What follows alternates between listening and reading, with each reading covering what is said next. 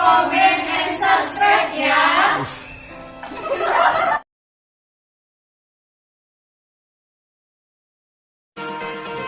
Assalamualaikum warahmatullahi wabarakatuh. Salam sejahtera, semoga Anda semua dalam keadaan sehat walafiat dan tidak kekurangan suatu apapun.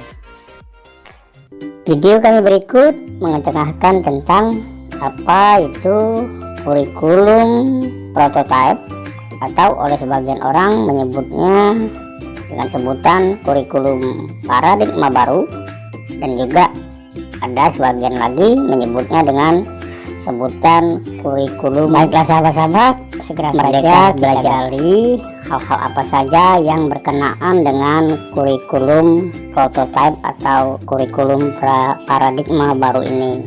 Selamat menyaksikan, semoga bermanfaat dan dapat membantu sahabat-sahabat.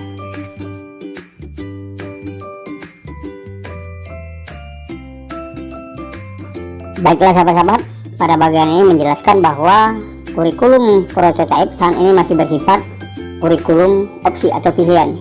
Jadi bisa saja kalau kita sudah siap melaksanakannya pada tahun pelajaran 2022-2023 nanti. Akan tetapi sahabat-sahabat, pada tahun 2024 dan selanjutnya pelaksanaan kurikulum 2 prototype atau yang lebih kita kenal dengan kurikulum Merdeka Belajar ini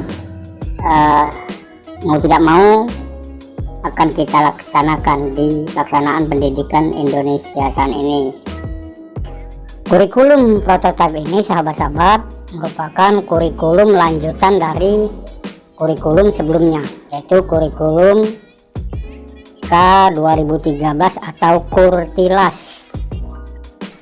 Nantinya sahabat-sahabat pada tahun 2024 kurikulum prototype ini akan ditinjau kembali atau dievaluasi kembali oleh para pemangku pengambil kebijakan.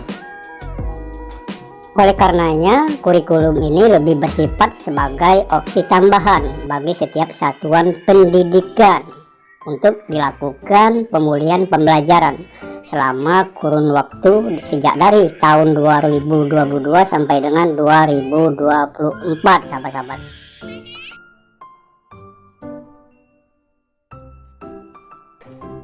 Kurikulum prototype atau bisa juga disebut dengan kurikulum paradigma baru ini sahabat-sahabat akan dilaksanakan secara bertahap dan terbatas melalui beberapa sekolah penggerak yang sudah berjalan dan terbentuk saat ini.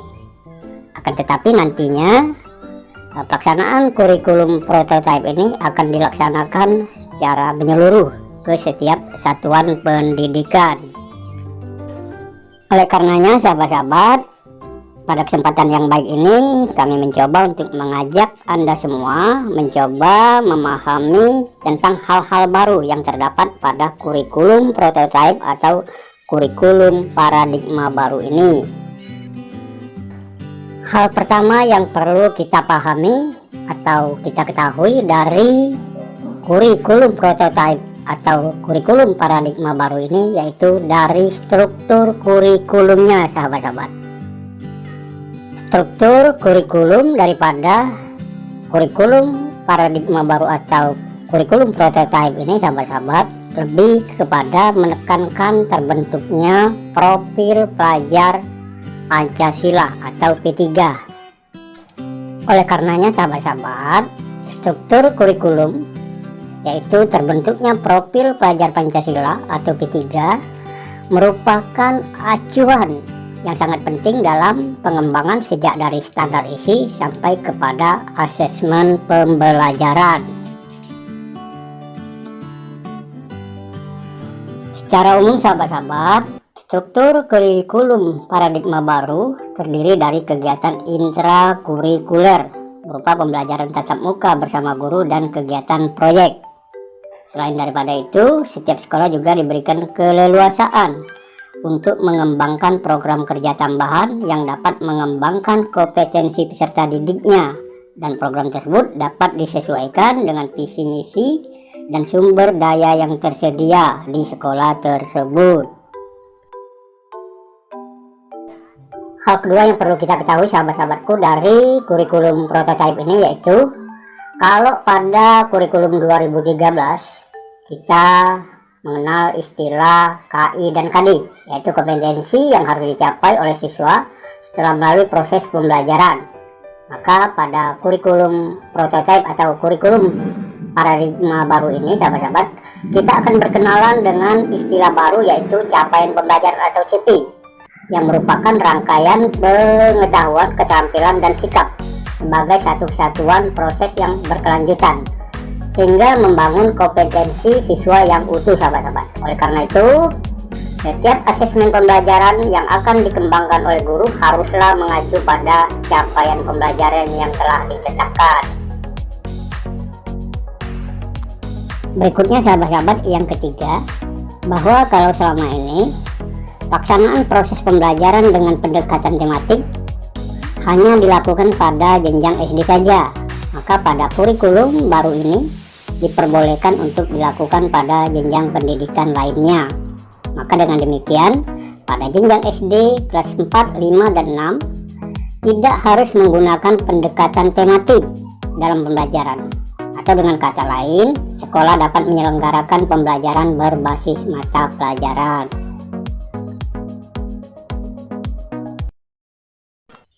Berikutnya, sahabat-sahabat, pada kurikulum paradigma baru ini kita tidak perlu menetapkan jumlah jam pelajaran per minggu seperti yang selama ini kita terapkan di kurikulum 2013.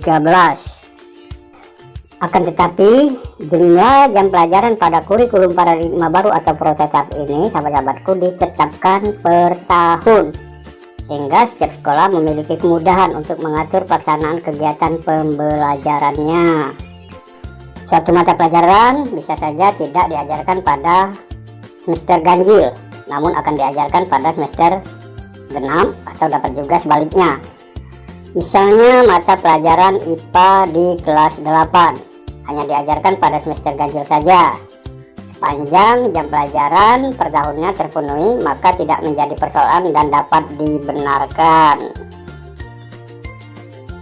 Berikutnya, sahabat-sahabatku, hal lain yang perlu kita ketahui tentang kurikulum prototipe atau kurikulum paradigma baru, yaitu tentang bahwa sekolah juga diberikan keleluasaan untuk menerapkan model pembelajaran kolaboratif antar mata pelajaran serta membuat asesmen lintas mata pelajaran, misalnya berupa asesmen sumatif dalam bentuk proyek atau penilaian berbasis proyek.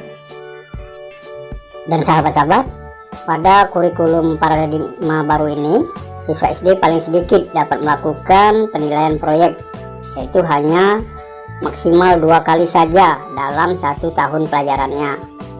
Sedangkan siswa SMP, SMA, atau SMK setidaknya dapat melaksanakan 3 kali penilaian proyek dalam 1 tahun pelajaran. Hal ini bertujuan sebagai penguatan profil pelajar Pancasila. Yang terakhir, sahabat-sahabat, atau yang keenam adalah tentang mata pelajaran teknologi informasi dan komunikasi atau TIK, yang mana pada kurikulum 2013 dihilangkan. Maka pada kurikulum paradigma baru ini, mata pelajaran tersebut akan dikembalikan lagi dengan nama baru yaitu informatika, dan akan diajarkan mulai dari jenjang SMP. Bagi sekolah yang belum memiliki sumber daya atau guru informatika, maka tidak perlu khawatir untuk menerapkan mata pelajaran ini, karena mata pelajaran ini tidak harus diajarkan oleh guru yang berlatar belakang TIK atau informatika, namun dapat diajarkan oleh guru umum. Hal ini disebabkan karena pemerintah melalui Kementerian Pendidikan, Kebudayaan, Riset, dan Teknologi telah mempersiapkan buku pembelajaran informatika yang sangat mudah digunakan dan dipahami oleh pendidik dan peserta didik.